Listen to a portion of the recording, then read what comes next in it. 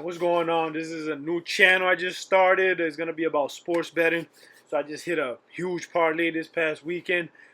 16 legger. I had a lot of bets, missed a lot. This is the only one that hit, which was crazy. I had 16 different teams, and it came down to Detroit and Tennessee for Monday Night Football. I had Tennessee +1 and Detroit straight up. So once it got that close, as you can see, I threw a hedge bet. I went ahead and threw about 600 on Miami to win when they was down, I believe 6-3 or 9-6 or something like that. I was getting good odds. I was getting about 3.5 to 1. So that means I get 3.5 times the money whatever I put on them. So I end up putting 600 on them to win about 1900, 1880, 1900, just in case they end up winning and killing my main parlay, which was to win thousands, way more than I would be losing with this $600 bet, which was like a little insurance on the side, which they call hedge betting. And then I also had about 300 on Seattle, a few different picks when they was down, and they had plus like 500 to plus 1,000. I threw 100 a couple times just in case, so I had about 300 on them. So if they end up winning the game and coming back and winning the game, because it was the last game I needed, if that happened, I had like 300 to win like 2,000 on them. So pretty much I end up hedge betting about all in total 1,200, somewhere in that range, like 1,000 to 1,200 on Miami and Seattle combined, which I was willing to lose to win the big one.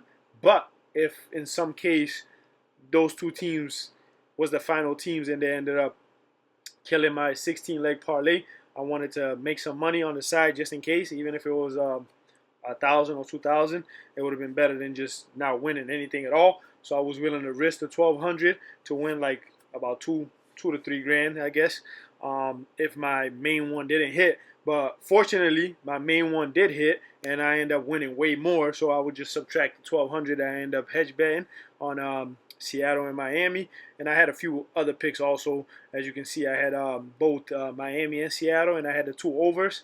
The games did both go over. I had a $50 bet on that to win. I don't even remember how much it was to win, but it was a decent amount, like $500 or something like that. So if Miami and Seattle won, both games went over, I would have won another 500 there. So I had a few bets on Seattle and Miami just in case they ended up screwing up my main parlay, which I had built. I think it was Thursday night. I made it on Wednesday night going into Thursday night.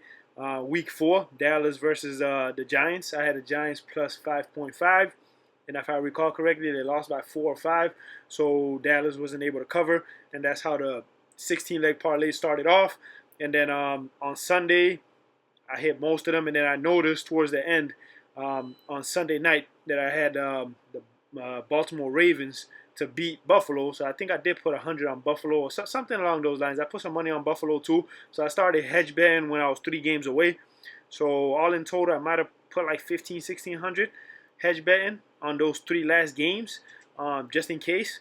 So I did put money on Buffalo, and then I had some other picks too going into the late slate. I did have I needed only James Cooks to hit 13 rush attempts on a 5-leg slip to win about $300. It was like a $20 bet, 5 picks, and then I had another one with James Cook was the only one left. I needed 36 receiving yards to win like 600. It was like a $5 bet on like a 7 or 8 leg parlay. I had Derrick Henry for over 14 attempts and a touchdown, which he did get. And then I just needed James Cook to hit. But the game, he actually ran 3 times and got a first down. I believe it was towards the end of the 3rd quarter. And then they tried to do a trick play and they turned the ball over. And then Baltimore got the ball and scored. And then they had one more drive with the starters.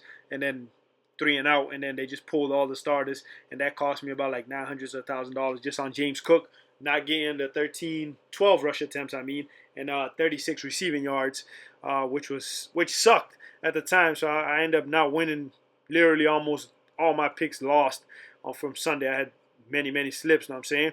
So the only thing that was going was this 16-leg parlay. So I had 2 more games to go for Monday. So it was getting kind of intense, know what I'm saying? So I was at the gym while I was watching these games. I couldn't even work out. So to be honest, I was just watching these games. And once it got to halftime, and Tennessee was leading 9-6, I believe, because the refs actually threw a flag on Tony Pollard. He went down after like the 5, and they threw a flag and brought it back, and then they ended up kicking a field goal, I believe, and then it was like 9-3, and then Miami scored. It was like 9-6. It was like 2 flags that they threw that Tennessee could have almost scored, or it was at the goal line almost, which really sucked. So in the second half, it was still 9-6. So I was like, okay, I just decided to put 600 on Miami just in case. And I had another 100, I believe, on them with the points, plus 3.5. I had like another 100 to win, like another 300 something to 400 with the points. And then I had 600 on them just to win straight up to win 1880. So I had like 800 on them to win like 2400 just in case. They ended up screwing my slip because that game was a nip and tuck, and it was a very low scoring game. It was like they were scoring field goals, and then when Tennessee finally scored a touchdown, I knew pretty much I had it covered because Miami wasn't doing nothing. And then the Seattle game got crazy because they was going back and forth scoring, and then Detroit was up 21-7, I believe, going into the second half. Seattle got the ball scored right away. Detroit came up, one play, Jameson Williams, was it like 60 to 80-yard touchdown, one play. 28-14. 3 plays later, we had Seattle in the red zone. I think it was like pass interference. Something happened. Red zone. Walker scored like 3 touchdowns. It was like 21-28. And then we had Detroit just march down the field in like 3-4 plays. I think we had Montgomery run a couple people over. Marshawn Lynch. And then they were set up at the goal line. And then I believe they did like a trick play where the quarterback lateral to the running back. And then the running back threw it to Jared Goff, the Philly special. It was just crazy. It was just scoring too much back and forth. And then Seattle had like plus 1,000. I just threw 100 on it to win 1,000 just in case because they just kept scoring. They wasn't getting stopped. And then finally, it was like under 2 minutes. And then Geno Smith threw a pick at the back of the end zone, ended the game. So I ended up losing the hedge bets, which was like 1,400, something along those lines, 12 to 1,500. And then I ended up hitting the 16-leg parlay, which I won over 10 times that. So, yeah, it was all in all, it was a great week, but to start, it was definitely a bad week. So you never know. You just gotta have a couple long shots. Have some couple long shot parlays. You just bet like $1 to $5, and you never know. One of them might hit, and then it will cover everything plus some. So yeah, I was down the whole weekend pretty much on all the short slips, 3, 4, 5, 6 pick slips, all failed. Missed a bunch of them by 1, by 2, and then the 16-legger hit, which was incredible. Was sweating it out. Had to hedge bet. So yeah, man. So if you got a big slip going, and then it's down to like 1 or 2 games, you want to bet on the opposite team. Not too much, but you want to bet a good amount just in case as insurance. So if they do win and mess up your main parlay, you're gonna win. So for example, if you got 10,000 on the line with 2 games to go, first game starts, put 500 on the other team to win just in case.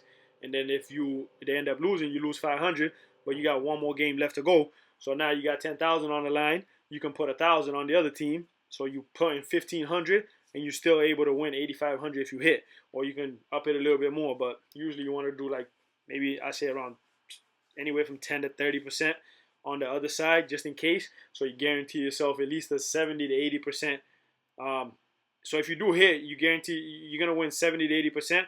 But you also guarantee yourself another 10 to 30% on the other side just in case. So you're either going to win 70 to 80 or you're going to win 10 to 30% on the other side. So, yeah, it's just hedge betting. That's how you're going to do it. If you do have a long parlay and then you don't know what's going to happen and you want some insurance, you're going to take a little off the top of the main win.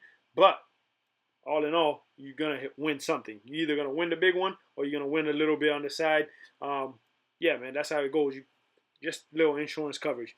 But anyways, I end up winning the big one, minus the 1,500 that I put on the Miami and Seattle, and I was still able to win 10 times the amount that I lost just from that 1,500. So it was a good day. But anyways, I'm gonna be doing more. I'm gonna post picks before the games, and I'm gonna talk about it. I'm gonna say what I like about it, what I don't like, certain things about the game. Which team I think is going to win this and that. So when I was making this long parlay, I took the teams that I was absolutely sure I was going to win. And then I took some teams that I felt like could hold and pretty much either hold or win. Like the Chargers versus Kansas City. Chargers was at home. They was getting 7.5. No Isaiah Pacheco for Kansas City. And Herbert did play, and they was winning most of the game. They ended up losing by 7, but I had 7.5, so I survived that one. And then I had the Saints with 2.5 points. They was leading most of the game. They ended up losing by a field goal. They ended up losing to a field goal at the end, but it only was a 2-point game, so I survived there. And then I had Minnesota. I had a feeling Minnesota was going to win because Jordan Love wasn't playing, and Aaron Jones was having a revenge game.